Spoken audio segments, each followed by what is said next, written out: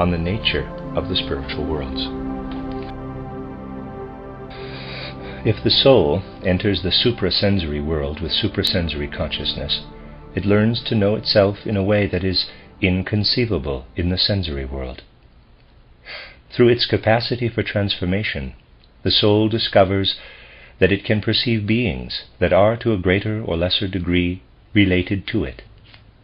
Likewise, it becomes aware that in the suprasensory world, it encounters beings to whom it is not only related, but with whom it must compare itself if it is to learn about itself.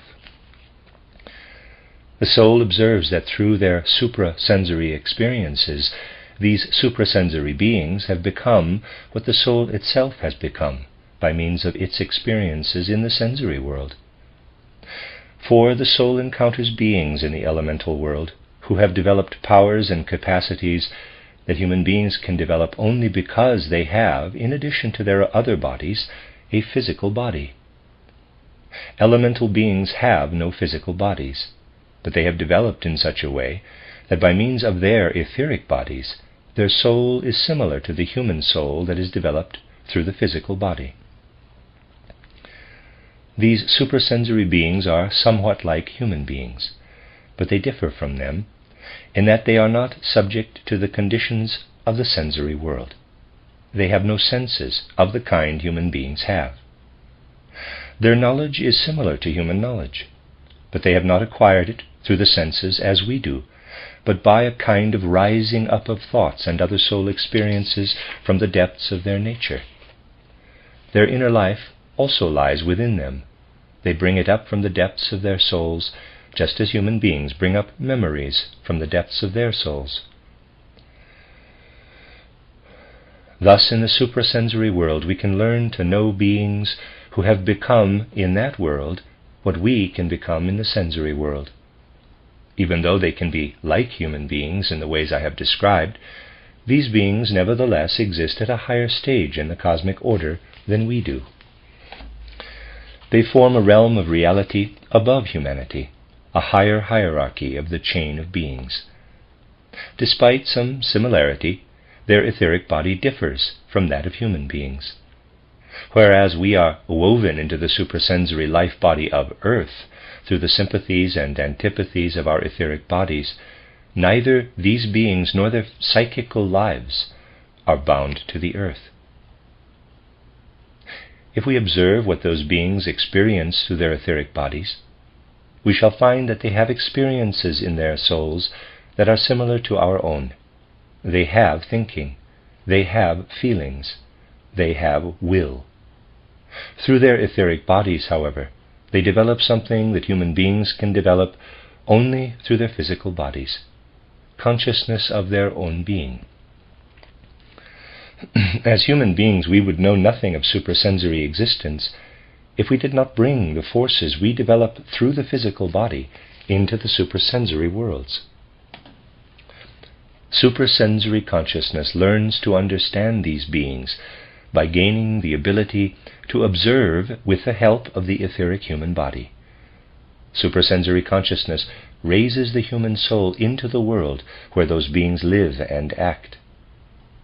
Not until the soul experiences itself in that world do the images or ideas that provide insight into those beings enter consciousness. For these beings do not participate directly in the physical world, and therefore they do not reach into the human physical body.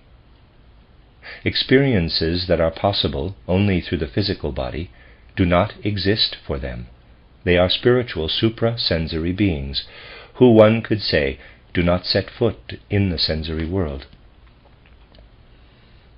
If we do not observe the boundary between the sensory and the suprasensory worlds, we may force to enter our physical consciousness suprasensory images that are not true expressions of those beings. Those pictures arise through an experience of luciferic and ahrimanic beings.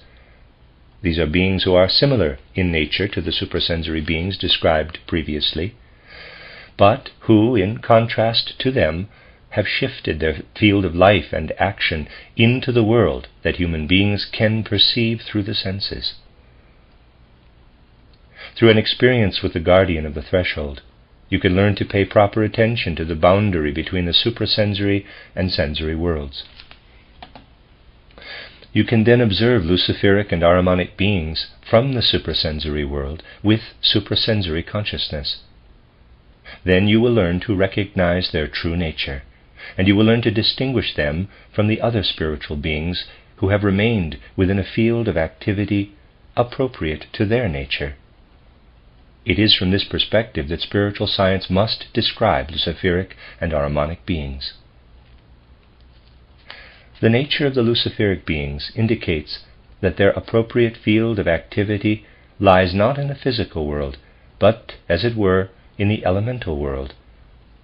If out of the flood of images in the elemental world, images arise that penetrate the human soul, and if those images enliven the human etheric body without taking on an illusory existence in the soul, then luciferic beings can be present and active in those pictures without violating cosmic order. Ideally, luciferic beings act upon the human soul in a liberating way. They raise the soul in such a way that it is no longer simply interwoven with the sensory world. But if we allow the kind of life that the soul ought to unfold only in the elemental world into the physical world, if we allow our physical feelings to be influenced by antipathies and sympathies that should prevail only in the etheric body, then luciferic beings will gain an influence that is contrary to designs of cosmic order. Such luciferic influence is always present whenever in the sympathies and antipathies of the sensory world a kind of love is active that is not based upon compassion for the life of another sensory being. If you can love a person for the characteristics that he or she brings forth to meet you, then no luciferic element can mix into that love.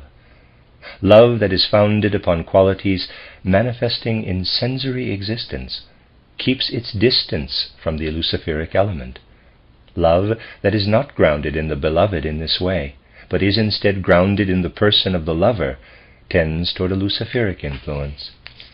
If you love someone because he or she has qualities toward which your nature, as the one who loves, tends, you love that person with the part of the soul that luciferic elements can approach.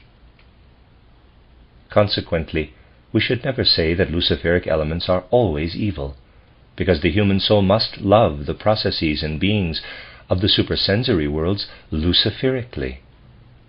A contradiction to cosmic order occurs only when we direct toward the sensory world the kind of love that should instead draw us toward the suprasensory world.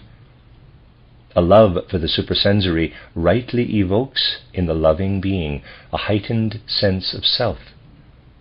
But love sought in the sensory world for the sake of such an increased sense of self amounts to a luciferic temptation. Love of the spiritual, when sought for the sake of self, is freeing in its action. But love of the sensory, when it is sought for one's own sake, does not act to free. Rather, through the gratification of such love,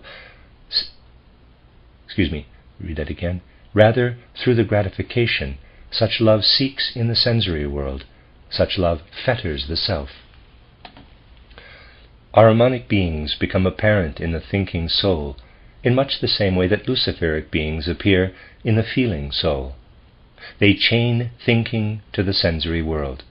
They divert thinking from the reality that thoughts have meaning only when they appear as part of the great order of cosmic thought, which cannot be found in sensory existence.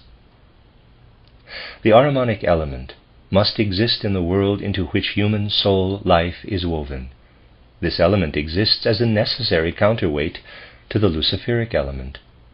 Without the luciferic element, the soul would dream away its life, merely observing sensory existence and finding no reason to rise above it. Without the counteraction of the Ahrimanic element, the soul would fall prey to the luciferic. It would give very little significance to, and have no desire to learn about, the sensory world, despite the fact that some of the conditions necessary for its existence are in that world. The Ahrimanic element acquires its proper meaning in the human soul when it leads to a life in the sensory world that is appropriate to the soul, when we accept the sensory world for what it is and forego everything in it that is of a transitory nature. Clearly, it is quite wrong to think that to avoid falling victim to the Luciferic and Ahrimanic elements, one should eradicate them in oneself. For instance, if you rooted out the Luciferic element within you, your soul would no longer strive for the suprasensory. Or if you were to destroy the Ahrimanic element, you could no longer give the sensory world its full significance. You can bring yourself into a proper relationship to these elements only by creating a proper counterbalance to each with the other. All the detrimental effects of these beings arise because they occasionally occur in an unrestrained form and are not brought into proper harmony through the counteracting force.